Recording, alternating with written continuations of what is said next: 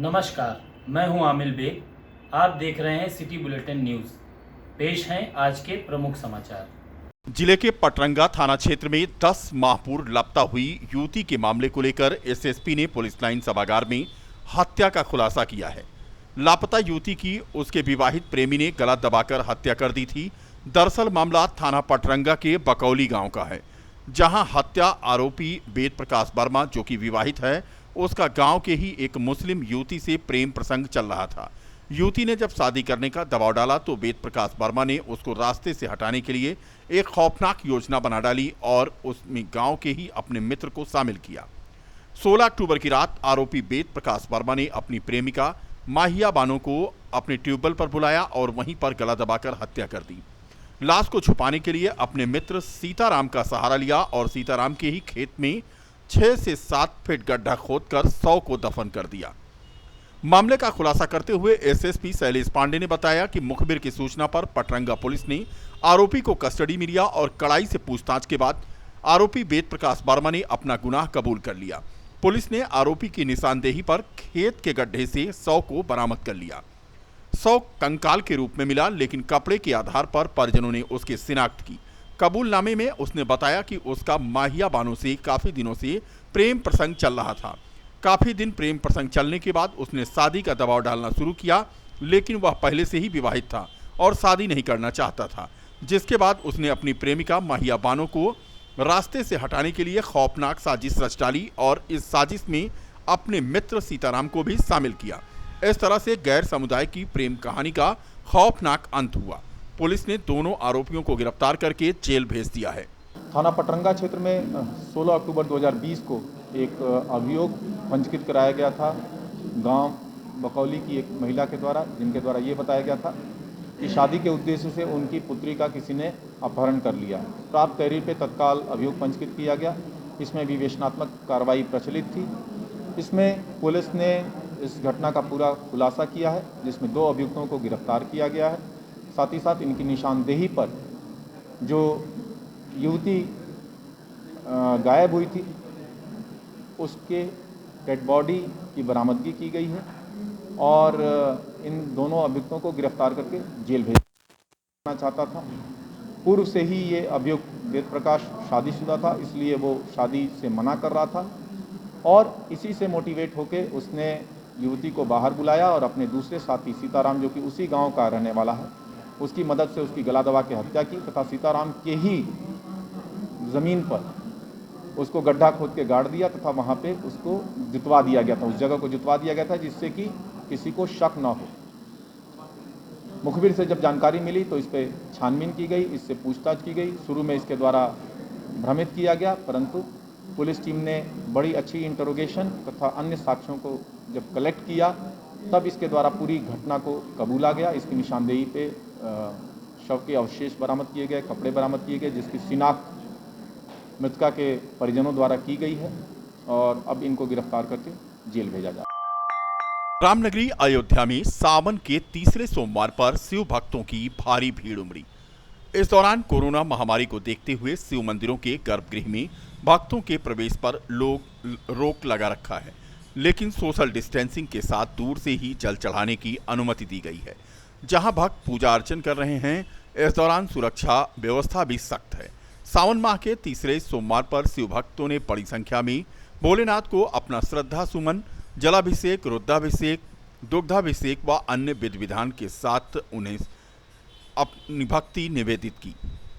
रामनगरी में 2 प्रमुख स्थान हैं। भगवान नागेश्वरनाथ व क्षीरेश्वरनाथ महादेव के प्राचीन मंदिर हैं, जहां सावन के प्रारंभ पर लाखों कांवड़िए सरजू में जल भरने अयोध्या पहुंचते थे, लेकिन इस वर्ष कांवड़ यात्रा पर रोक लगाए जाने के बाद कांवड़ियों की संख्या ना के बराबर है।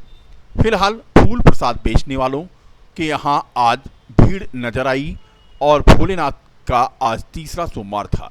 इस दौरान फैजाबाद अयोध्या के एसएसपी शैलेश पांडे भी पहुंचे नागेश्वरनाथ और उन्होंने यहां पर पहुंचने के बाद भगवान भोलेनाथ का जलाभिषेक किया और उनसे पूजन अर्चन करने के बाद मन्नतें मांगी।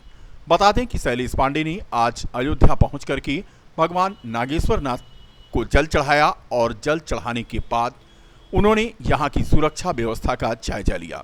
मातहतों को निर्देशित किया कि सुरक्षा में कोई कोताही न बरती जाए और श्रद्धालुओं को कोई परेशानी न आए। महिला थाना अध्यक्ष जो यहां पर ड्यूटी पर थी, उन्होंने रत्ना कुमारी ने बताया कि सब कुछ सामान्य तरीके से चल रहा है। हालांकि भीड़ है, लेकिन कोरोना गाइडलाइन का पालन कराया जा रहा है। फोर्स लगाई गई है ताकि जनता को आने में कोई दिक्कत ना हो। हर जगह बैरिकेडिंग लगाई गई। आज काफ़ी भीड़ भी थी, बहुत ज़्यादा। सुबह 4 बजे ही भीड़ काफ़ी हुई है, इससे पहले उतनी भीड़ नहीं थी। और लग रहा है बाहर से बहुत सारे लोग आए थे, इसलिए काफ़ी भीड़ थी। और सबको दर्शन कराया जा रहा है और सब लोग दर्शन कर ले रहे हैं आराम से। महिलाओं की सुरक्षा के लिए महिलाएं लगी हुई हैं, यहाँ अंदर में लगी हुई हैं ताकि कोई चैन स्केचिंग वगैरह ना हो। उनको ध्यान से देखा जा रहा है, लेकिन भीड़ काफ़ी बहुत ज़्यादा भीड़ है और उसी हिसाब से हम लोग कर रहे हैं, सभी लगे हैं। अयोध्या जनपद के प्रमुख शिवालयों पर आज सुबह से ही श्रद्धालुओं की भीड़ उमड़ पड़ी। भगवान भोलेनाथ का जलाभिषेक करने के लिए दूर दूर से श्रद्धालु आज पहुंचे थे अपने नजदीक के शिवालयों में। बता दें कि सावन का तीसरा सोमवार था और सुबह बरसात भी हो रही थी। ऐसे में श्री शिव दुर्गा हनुमान मंदिर रायबरेली रोड के महंत रत्नेश्वर शुक्ला ने बताया कि आज श्री शिव दुर्गा हनुमान मंदिर में प्रातःकाल से ही भक्तों का आना जाना लगा रहा। कपाट खुलते ही यहां पर भगवान भोलेनाथ को जलाभिषेक करने के लिए बड़ी संख्या में लोग पहुंचे। भक्तों ने अपनी आस्था निवेदित की और यहां पर प्रसाद भी ग्रहण किया।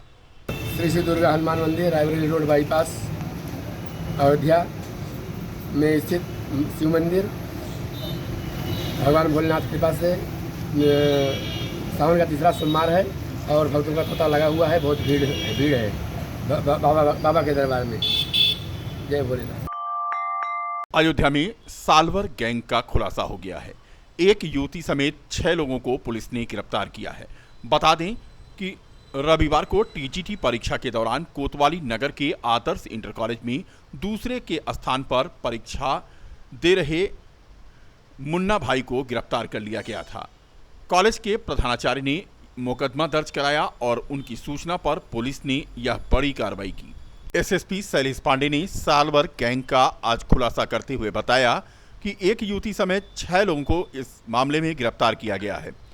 अयोध्या, जौनपुर, भदोही, प्रयागराज के ये आरोपी हैं। फर्जी प्रवेश पत्र, आधार कार्ड, वोटर आईडी का प्रयोग ये करते थे और घटना में प्रयुक्त इनोवा कार और एक अदद मोटरसाइकिल बरामद कर ली गई है। दूसरे स्थान पर परीक्षा देने के लिए 4 लाख रुपए में इन्होंने सौदा तय किया था। एसपी सिटी अयोध्या के निर्देशन में एएसपी पलाश बंसल और थाना कोतवाली नगर की टीम ने एक अत्यंत ही सराहनीय कार्य करते हुए कल जो टीजीटी की परीक्षा थी उससे संबंधित सॉल्वर गैंग को बस्ट किया है। इसमें कुल 6 लोग गिरफ्तार किए गए हैं अब तक। इनसे पूछताछ में और भी हमें क्लू है, हम उस पर आगे काम कर रहे हैं। इनमें इनका अब तक जितनी जानकारी मिली है उसका सरगना कमल भी शामिल है। इसमें जो अभियुक्त हैं वो जनपद जौनपुर, प्रयागराज, भदोही और अयोध्या से संबंधित हैं।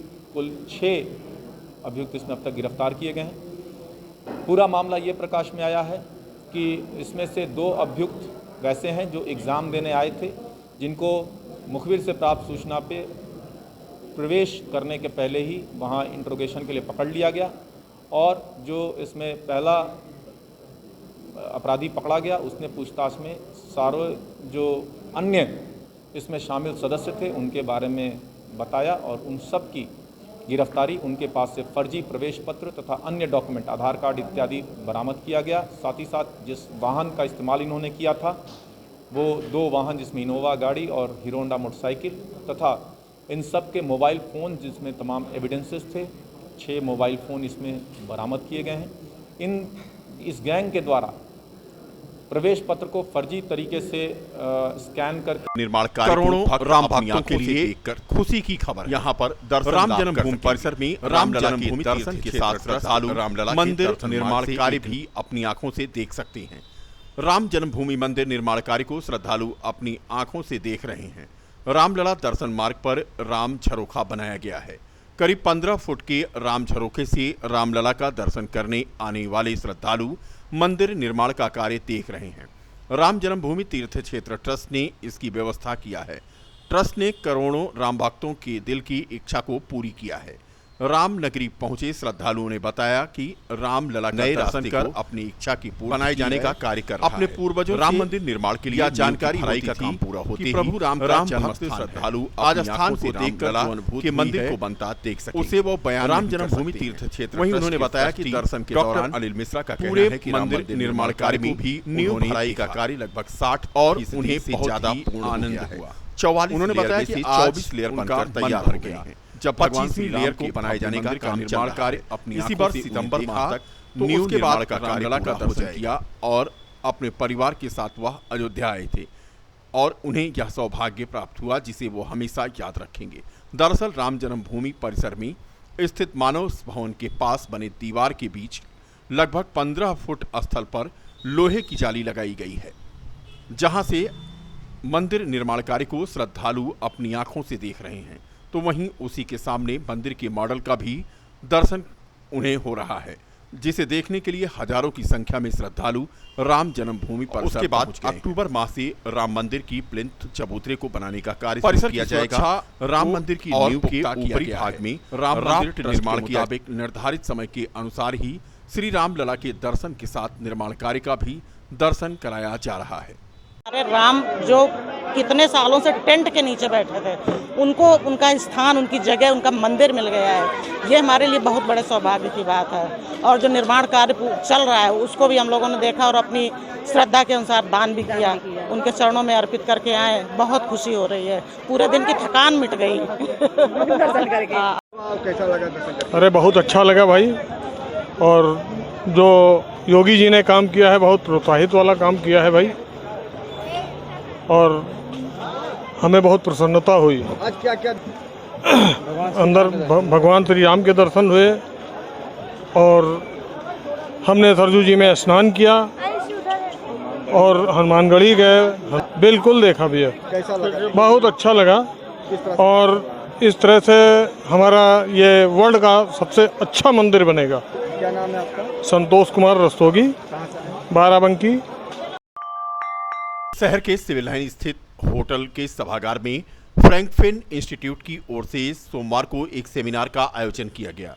सेमिनार में फ्रैंकफिन इंस्टीट्यूट के मैनेजर रणबीर सिंह और मार्केटिंग हेड मनोज द्वारा सेमिनार में आए हुए अभ्यर्थियों को संस्थान से जुड़ी जानकारियां उपलब्ध कराई गईं। इस संबंध में जानकारी देते हुए संस्थान के मैनेजर रणबीर सिंह ने बताया कि इस संस्था का हेड ऑफिस राजधानी लखनऊ के हजरतगंज में है और संस्थान द्वारा बेरोजगार युवक और युवतियों को एयर होस्टेज, केबिन क्रू आदि की ट्रेनिंग दी जाती है और मिशन उड़ान के तहत लगातार प्रदेश के विभिन्न जनपदों में सेमिनार का आयोजन करके बेरोजगार युवाओं को ट्रेनिंग के माध्यम से रोजगार उपलब्ध कराया जा रहा है। दोपहर करीब 12 बजे से शुरू हुआ सेमिनार देर शाम तक चलता रहा। इस दौरान यहां पर बड़ी संख्या में युवक और युवतियों ने पहुंचकर साक्षात्कार भी दिया। उनका साक्षात्कार संस्थान के मैनेजर रणबीर सिंह के द्वारा लिया गया। उड़ान उड़ेगा देश का आम नागरिक, तो हमें मौका मिल रहा है कि हम लोग जो हमारे लखनऊ और नियर बाई जो क्षेत्र हैं, क्योंकि हम लोग लखनऊ से बिलोंग करते हैं, हमारा इंस्टीट्यूट लखनऊ हजरतगंज में, तो नियर बाई जो भी प्लेसेस हैं, कानपुर, अयोध्या, रायबरेली, तो हमें बच्चों को अवगत कराना है इस ट्रेनिंग के बारे में कि air hostess, airport, ground staff, hotel industry, travel industry, ये भी क्षेत्र हैं जहाँ पर वो अपना करियर बना सकते हैं। इस वजह से हम आए हैं। तो इस सेमिनार में आप जानकारी क्या देते हैं, क्वालिफिकेशन क्या होती है? देखिए, बच्चों का 12th पास होना ज़रूरी है, 12th पास होना चाहिए और उम्र होनी चाहिए 17 से 24 साल तक। हम इनको ट्रेन करते हैं ग्रूमिंग के लिए, personality development, communication skills, airport की नॉलेज, होटल की नॉलेज, ट्रैवल। प्लेसमेंट कहाँ कहाँ आप लोग कराते हैं? यही वो क्षेत्र है, केबिन क्रू खास तौर से है, जी। जैसे हम लड़कियों को एयर होस्टेस कहते हैं, बॉयज़ को फ्लाइट स्टूवर्ड कहते हैं। जी।